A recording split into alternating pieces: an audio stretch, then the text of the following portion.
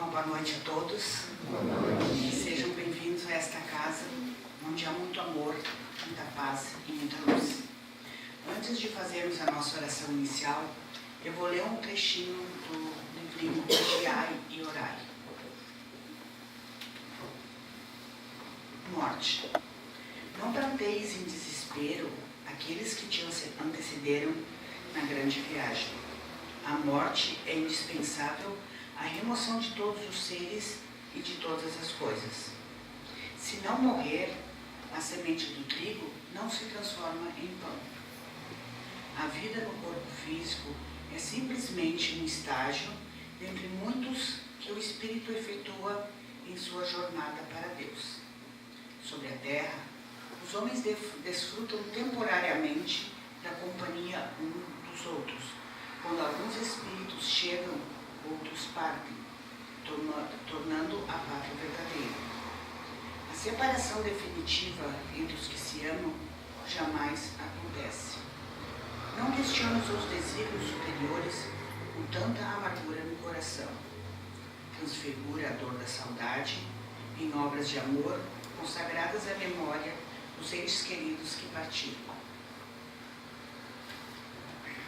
Agora, mais calmos, serenados, quem quiser feche os olhos, vamos fazer a nossa oração inicial. Senhor, nós que estamos aqui reunidos, pedimos a Tua bênção e a Tua paz, para que nessa casa possamos aprender mais um pouco, melhorando as condições de nossa vida. Permita, Pai amado, que Teus mensageiros de luz possam nos envolver a todos, facilitando com a inspiração o aprendizado que hoje nos aguarda, promovendo entendimento e paz em nossos corações. Ajuda-nos a colocar em prática os ensinamentos recebidos, ofertando a cada um de nós a Tua proteção, para que tudo possa transcorrer na mais perfeita paz. Te pedimos que ilumine o nosso irmão expositor, para que possa nos trazer, com suas palavras, boas lições.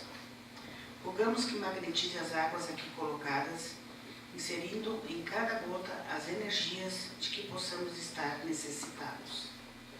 Esteja conosco agora e sempre. Que assim seja.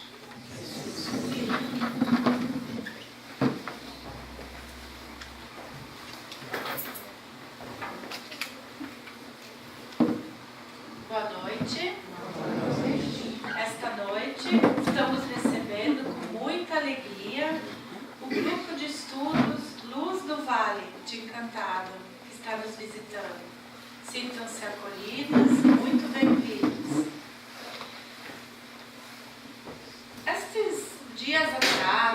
Alguns dias atrás, nos reunimos, eu e umas amigas, que há muito tempo eu não via.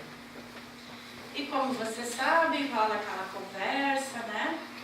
E uma dessas amigas me contou que ela, por ocasião do Plano Real, em 1994, ela e o marido possuíam uma empresa. E os negócios estavam indo muito bem naquela época. E da noite para o dia eles perderam tudo. E eles ficaram com muitas dívidas, com fornecedores e com funcionários. E a empresa deles faliu. Então, naquela época, eles ficaram muito preocupados e eles decidiram que eles tinham duas opções. Ou se desesperarem e se revoltarem, ou encararem esse problema de frente, juntos, e buscar uma solução. Então eles optaram por aproveitar a dor e transformá-la numa ferramenta de crescimento e de evolução. Passaram sim por muitas dificuldades, tiveram que se privar de muitas coisas, mas não se desesperaram. Reuniram forças e juntos batalharam e lutaram. Ela disse uma frase que me chamou a atenção. Ela falou: uma porta se fecha, mas muitas outras se abrem. a vida é de oportunidades. Basta vê-las, enxergá-las. E nessa conversa, uma conta alguma coisa, a outra conta também, né? A outra amiga contou também uma história de sua vida. Ela contou de seus 2 irmãos, que em certa época os 2 se separaram de suas esposas. E os 2 sofreram muito com essa situação. O primeiro, após mais ou menos 6 meses, já conseguiu se reerguer, voltou a ser como era antes. E o outro não superou a dor da separação. E já se passam 17 anos que ele sofre terrivelmente, não aceitando o que aconteceu com ele. A pior das mortes é o que morre dentro de nós quando ainda estamos vivos. E esse irmão tornou-se um morto-vivo, um autômato, um zumbi. Ele vivia como sem eira, sem beira, sem vontade de viver, levando a vida. Ele dizia assim: eu só estou esperando o meu filho. Claro que sempre que um casal se separa, pelo menos um dos 2, ele sofre. Ou os 2 muitas vezes sofrem, né?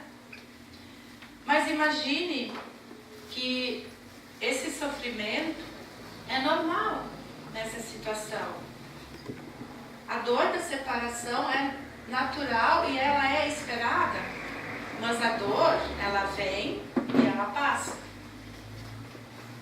Mas se depois de alguns anos, como esse irmão, a dor ainda persiste, não é mais dor, passa a ser um sofrimento. Ou seja, pode-se dizer que é uma dor arrastada. Conheci também um casal que perdeu um filho num acidente. Até hoje eles não se recuperaram. Eles sofrem, eles se lamentam, eles dizem aquela frase: por que com nós? Por que isso aconteceu com nós? Fazem muitos anos já. Eles se revoltaram, eles não aceitaram essa perda e se colocaram nas condições de vítimas. E sem saber, eles estão fazendo mal a si mesmos com essa revolta e também ao filho desencarnado, que sofre com eles também. E outro casal que passou pela mesma situação, eles reagiram de uma forma diferente. Eles decidiram ajudar crianças pobres, crianças órfãs, e encontraram uma renovação espiritual fazendo este ato. Sentiram isso como um suporte para suas vidas e acabaram também adotando um filho. As perdas, todas elas, umas mais, outras menos, costumam nos trazer muita dor. Mas essa dor não deve ser irremediável. Dor e sofrimento são coisas bem diferentes. A dor faz parte da vida, não há como evitá-la. O sofrimento não. O sofrimento, ele pode sim ser diminuído e até evitado. Claro, não é fácil, mas é possível sim. E depende só de nós, da nossa vontade, da nossa força de vontade. Existem maneiras de amenizar e até de evitarmos o sofrimento, trabalhando nossos pensamentos e as nossas emoções. O sofrimento, ele é como se fosse uma dor crônica, não tratada, não cuidada, negligenciada. A dor física, por exemplo, que nós sentimos no nosso corpo físico, ela anuncia que algo em nós não vai bem, que precisamos tratar, ver o que está acontecendo conosco. Precisamos, sim, observar sempre que temos uma dor física para evitar problemas mais graves. Portanto, eu posso dizer que a dor não é um castigo. A dor é, na verdade, a nossa amiga. Ela nos alerta quando algo não vai bem. A dor é um alerta da natureza que anuncia que algum mal está nos atingindo e que precisamos enfrentar. Se não fosse a dor, imaginem como seria. Iríamos sucumbir às doenças, não é mesmo? Se não fosse o aviso da dor, não iríamos procurar auxílio e tratamento. E o sofrimento, ele faz parte do estado que nós nos encontramos, nosso estado de imperfeição. Mas atenua-se com o tempo, à medida que vamos progredindo, que vamos evoluindo.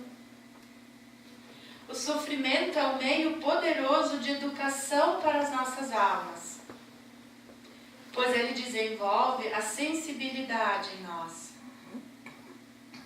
que já é um acréscimo para a nossa vida. O sofrimento é um misterioso operário que trabalha nas profundezas da nossa alma, trabalha para a nossa evolução, para a nossa melhoria como seres, como espíritos. Em todo o universo, o sofrimento é um meio educativo, um meio purificador de nosso espírito. O primeiro juiz enviado por Deus é o sofrimento, que procura despertar em nós a nossa consciência, adormecida muitas vezes, na maioria das vezes. É um apelo para a ascensão. Sem ele, sem o sofrimento, seria muito difícil acordar a nossa consciência para a realidade superior. O sofrimento também nos evita muita precipitação nos despenhadeiros do mal. Auxilia-nos a prosseguir as margens do caminho, mantendo-nos no caminho certo. O medo do sofrimento nos faz observar o caminho que estamos tomando.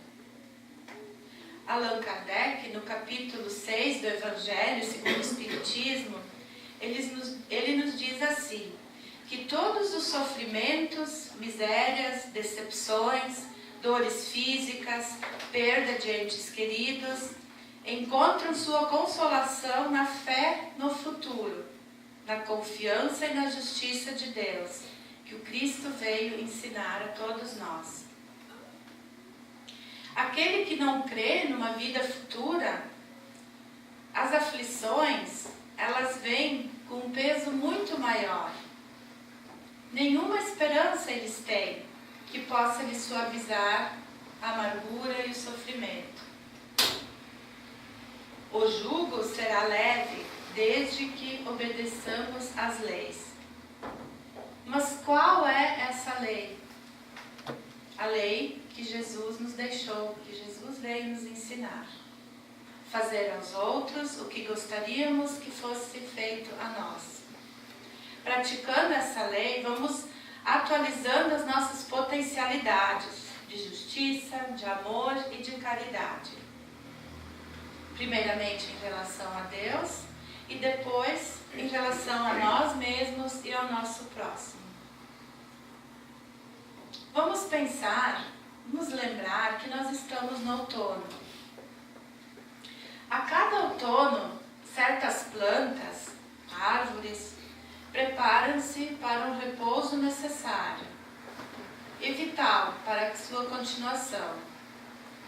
Algumas espécies de árvores pintam-se de várias cores, num maravilhoso contraste entre a melancolia e a beleza. Depois, uma a uma, as folhas como lágrimas. Até que as árvores ficam completamente nuas, tristes, como se estivessem abrindo os braços para o inverno que está por chegar. E elas esperam pacientemente pela primavera, que restaurará cada folha caída. A natureza é tão perfeita. Por que seria diferente para nós? Por que não perder antes de reencontrar? Por que não lágrimas? Por que não dias áridos, frios, secos, nublados, dias tristonhos? E por que não a esperança da primavera, que em breve voltará? Porque sim, meus irmãos, a primavera sempre voltará depois do outono melancólico.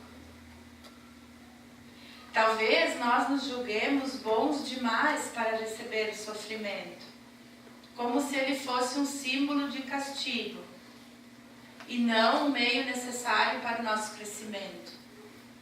Depende do ponto que nós olharmos e analisarmos a situação. As folhas caem e as árvores parecem assim tão desprotegidas, não é mesmo? Tão solitárias. Eu me pergunto, quando eu vejo, como é que elas sobrevivem ao frio, ao vento frio do inverno. Mas elas sobrevivem. É que elas são tão sábias, elas entendem que esse período é necessário para a sua renovação. Elas aceitam, elas doam-se, elas esperam com paciência e elas recebem de volta no tempo oportuno. Assim somos nós também, com todas as nossas perdas, com as lágrimas que escorrem pelo nosso rosto, que o tempo às vezes nos parece tão longo, essas noites intermináveis, muitas vezes sem dormir. Sempre que não entendemos e não aceitamos o sofrimento, ele se prolongará. Sempre que não vermos isso apenas como uma fase em nossa vida, a ferida estará aberta e sangrará. Não aceitar o outono em nossa vida e negar o inverno não adianta, não vai fazer com que eles não existem. Apenas nos deixará fora da realidade que chega para todo mundo. Não somos maus demais para recebê-los como castigo e nem bons demais para que não possamos acolher o outono e o inverno em nossas vidas. As árvores, elas perdem as folhas e nós perdemos os nossos entes queridos. Elas choram e nós choramos também. Elas esperam pela primavera. E não há nada que nos impeça de esperarmos também. E elas recebem de volta, a seu tempo, novos galhos, novas folhas, novas flores, novos frutos, e sentem-se assim felizes e completas. Somos assim, o que somos. E o mesmo Deus que sustenta essas árvores, sustenta a nós também. E Ele, Deus, Ele nos poda, nos molda, nos deixa nus, muitas vezes, sem defesa, frágeis, mas Ele está sempre lá. Ele está sempre ao nosso lado e vai trazer a primavera de volta. Depois do inverno frio, a primavera voltará a brilhar em nossa vida também. Então, meus queridos, eu quero deixar essa mensagem para vocês, E eu vou ler uma mensagem aqui do Evangelho que eu achei muito bom para nós. No Evangelho diz assim: o Cristo disse: bem-aventurados os aflitos, porque serão consolados. Mas de que forma se achar feliz sofrendo, não sabendo por que se sofre? O Espiritismo mostra-lhe a causa das existências anteriores e na destinação da Terra, onde o homem espia seu passado. Mostra-lhe o objetivo daquilo em que os sofrimentos são como crises salutares que conduzem à cura e são a depuração que assegura a felicidade nas existências futuras. Então, meus irmãos, vamos lembrar disso nos nossos dias de outono. Vamos lembrar sempre que a primavera vai voltar e vai encher a nossa vida de alegria. Muito obrigado pela atenção. E agora nós vamos receber também as energias do passe.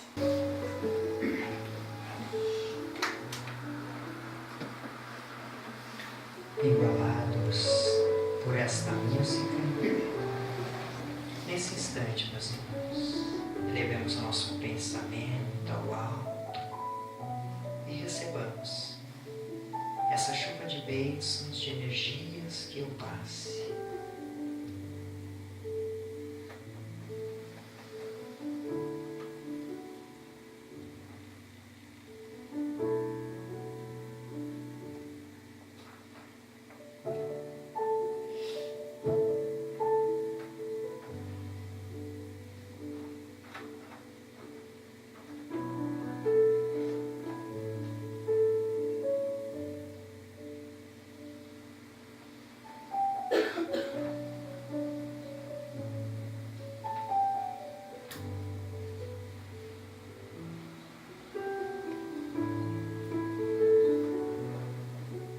Ó Senhor, quanto temos que agradecer, quanto temos que te buscar e te compreender nas belezas da vida de cada instante. Que cada um de nós possa retornar ao seu lar, às suas vivências, carregando, envolvido por essas energias, e que possamos, através das práticas edificantes, das reflexões da noite de hoje, levar para nossas vidas, e que a vida seja esse belo caminhar, esse belo observar de cada experiência, num processo de retificação.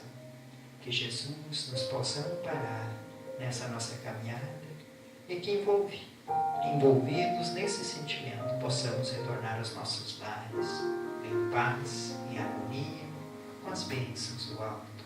Que assim seja. Que assim seja. Um bom retorno aos lares.